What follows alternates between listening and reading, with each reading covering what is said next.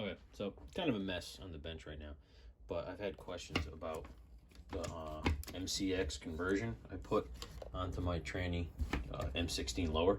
So what I did was, a number of years ago, I bought one of those hybrid MCX rifles that SIG was blowing out for like $1,000, and it came with this folding stock, the adapter piece here, obviously the upper, and it had a 16-inch barrel at the time. So I cut the barrel down to 11 or 10 or whatever the hell it was, and then I just chopped the stock rail. I have one of those fancy Midwest Industries ones, but it was kind of shitty. I didn't like it, so I just chopped it down. And then I have, this is a 5.56 barrel, and I also have a 300 blackout one.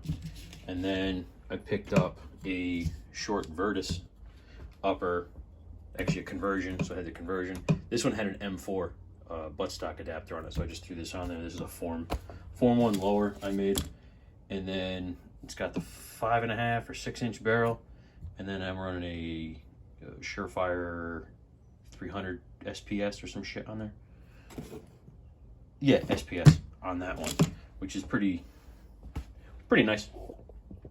So to make this work with a full auto lower, all you need is a trip catch or trip linkage or whatever the hell it's called. So what you have to do for that is right in here is this little linkage that when the bolt goes forward, it trips the sear, which is right there in the lower. So when you get one from the factory, if you notice, there's going to be 2 holes here and here that have nothing in it, and then there's internally in there, I can get this to stay, you can see how it slides just like that, and that's all it is. So basically you can buy them. I bought this from Parker Mountain Machine, makes them for like 120 bucks or something. Goes in there, comes with 2 roll pins, toss it in there, and then it goes. Now this is just some Olympic Arms SGW lower that Dylan Arrow did a Form 2 on back in the 80s.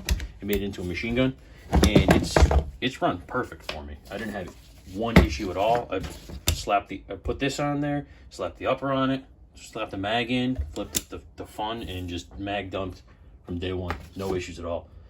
So that was pretty good. And the same thing, I could take this one here, toss that on there, and it runs perfect. So I haven't had any issues. It's pretty fun. The stock rail that comes with this for the suppressor one, I think the cane brake they also offered in, is actually the best rail for this that is set up for to tuck a suppressor under, because I have this Midwest Industries one right here, and I was not a fan of it. It's a lot lighter weight, which is kind of nice, but when you put it on this one, it comes out, and then it was just real wobbly. It flexed a lot, and then it was so close to the barrel that the backers from the M-lock nuts, like this here, would actually hit the can. So you couldn't put the can on, or it had like 1/16 of an inch of clearance. And then this one, I mean, if you really tweak on it or pull on it, it'll move. But it's pretty solid, and I like that. And then plus, it has the built-in factory QD up here. Same thing as the other original MCX does, and then this one doesn't. I mean, you can add one, but like I said, sliding this over the can becomes an issue with the backing nuts in there. So the key mod's nice on this one because it just run a small one up front there.